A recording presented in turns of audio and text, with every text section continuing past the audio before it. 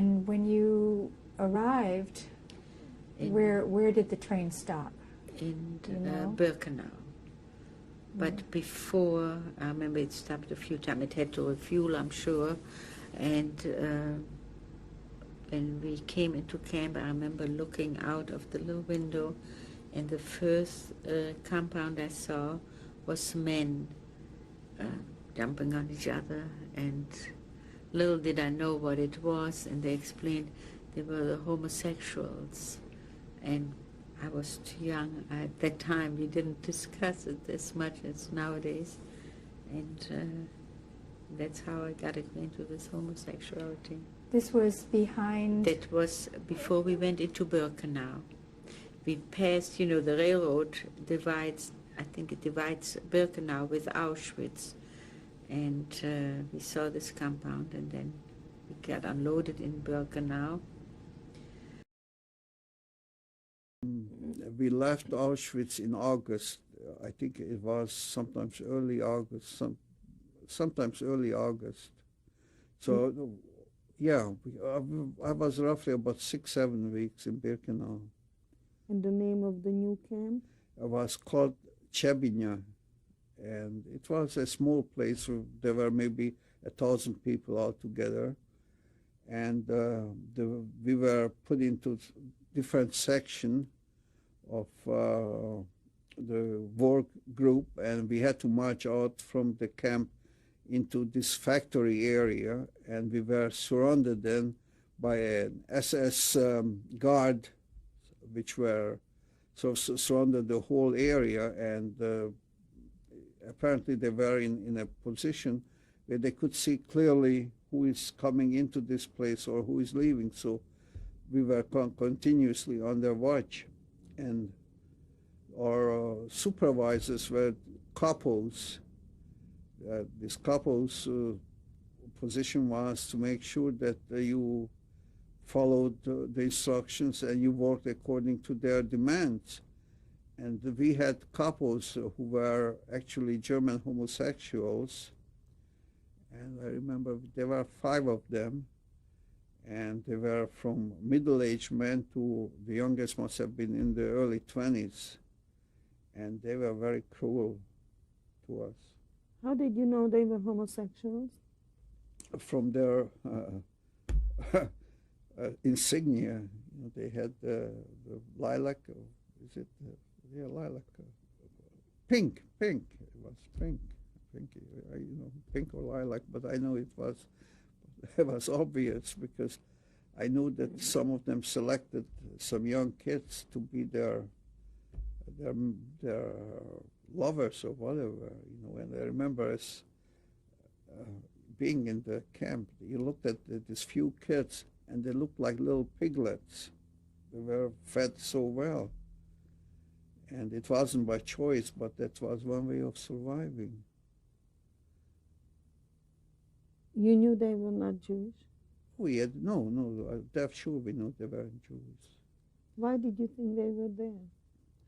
We know they were homosexuals. It wasn't something, we just accepted. They were homosexuals who were put there because of, I don't know what they did in outside the camps, but just for that reason. They weren't criminals. They were designated as homosexuals, and that's why they were put there.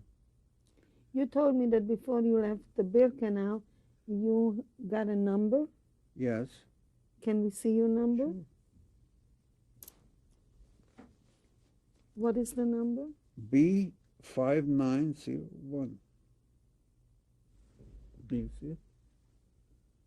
Mm-hmm. Read it again. B5901.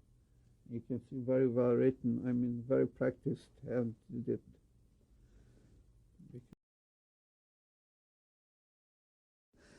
it. Furthermore, each of these people had a little boy that served them sexually. Little boys that they fed well, so they would look nice and plump. And they lived in a little room at the end of, in front of the barracks. There was a little room reserved for the couple and his boy. And the boy would would participate in beating the prisoners with the capo. They had these rubber truncheons with which they would beat the people who stayed in the barracks every day. And the boy would do it too, not just the capo. I remember this image of the boy about, I don't know, 10 years old, beating an old man. A man with a beard. No, there were no beards anymore because we had everything shaved off. But it was an old man. It was a picture I'll always remember. This little boy beating this old man with a truncheon.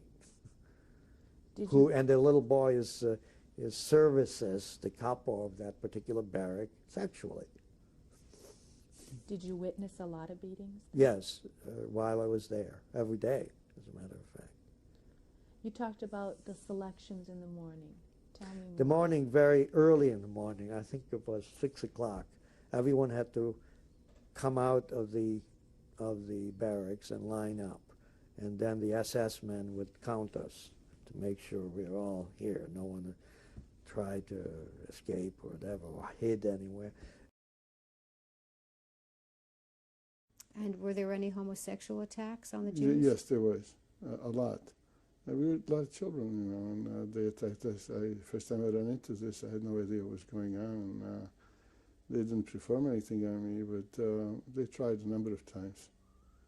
As a matter of fact, this Walter, who was the charge of the kitchen, they had something called people. And People? People, they referred to them as people. I couldn't quite understand, and it was apparently there were boys that they took as lovers for themselves. The boys were referred to as people, and he would tell me that he wants me to be his people, and I didn't know what he wanted, and I realized, and I said, I don't want any part of that. He didn't seem to pursue it anymore. He had no problem getting someone else. And were these people treated better? Oh, very kindly. They had uniforms and clean, nice uniforms. They had coats, they had underwear, and had sweaters and nice shoes. They were treated very well. And were there Jewish people as well? All Jewish, yeah. Are they all Jewish? All Jewish, yeah. Because they had no children. I mean, children of young people like 14, 15, 16. Do you know what eventually happened to these people? Most of them were killed by their masters. They were violent people.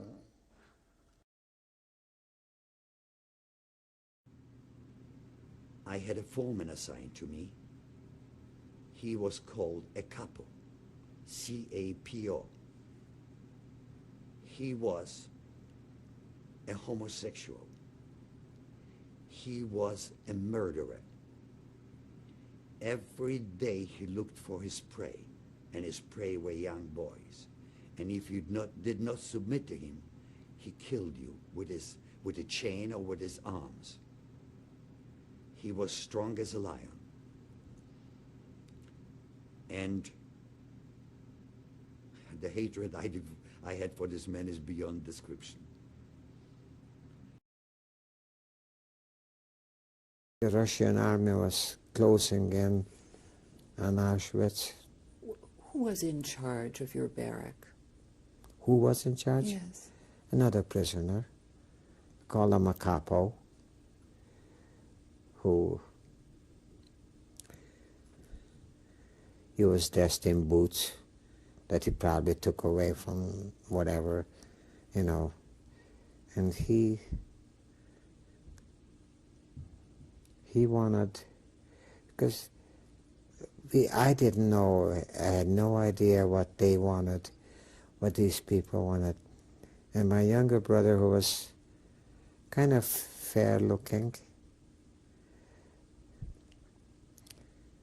and he asked him to come and see him in his room, because they had separate little rooms. And he said, if you do what I ask you to do, then you'll have all the food that you want. He said, you want food? Yeah, I want food. But you have to do this. So they were homosexuals. And my brother said, my older brother said, don't give him, try and stall him. because once you give in, you'll be gone anyway.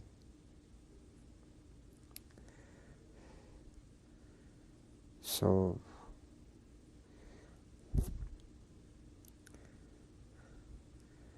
I don't know what exactly happened. All I know that pretty soon the orders came to evacuate because the Russians were close by. And then we were back, we were put on, we started marching, I think, at first. We had various homosexuals in the camp which had a pink triangle, and one of them, whom I knew quite well, wanted to show that he wasn't homosexual despite the fact that he had a triangle, so he climbed into the brothel, but he was caught sitting on top of the wire by an assessment patrolling. So that was at night, you see, and so it was quite an amusing experience. Nothing happened to him, of course. He was a German. And what else can I tell you about camp life? Yes, so various attacks on juveniles, especially later when more youngsters arrived. The attacks was by homosexual, not official homosexuals, but the local, the prisoners who were in the camp because they were criminals. That was their way of having sex, you see, outside the camp as well. They used women, men, didn't make any difference to them, so long as they had sex, you see. And one very distressing episode was when one of the co-workers of Walter Peiser from the political department, this Gestapo, carried a boy in. See, we all had to stand for hours because one of prisoner was missing. It was this young boy. And we stood for hours. And eventually, you saw in the distance outside the camp this lonely figure come closer and closer. And this Stein, who was from the political department, officially got out of the camp, took the boy and brought him in. And he was nearly dead, but he'd recognized who had assaulted him, you see. It was one of the German criminals. And he identified him because he'd read the number of the commando that this particular German criminal was the leader of. It was called a capo of the commando. And this young boy finished in hospital, or they were called a Krankenbau. And the criminals didn't like that kind of thing, so they made sure that this chap who was identified when he was put in the camp prison, which was, he didn't survive it even one night. He was just beaten to death. So there was pretty rough justice there.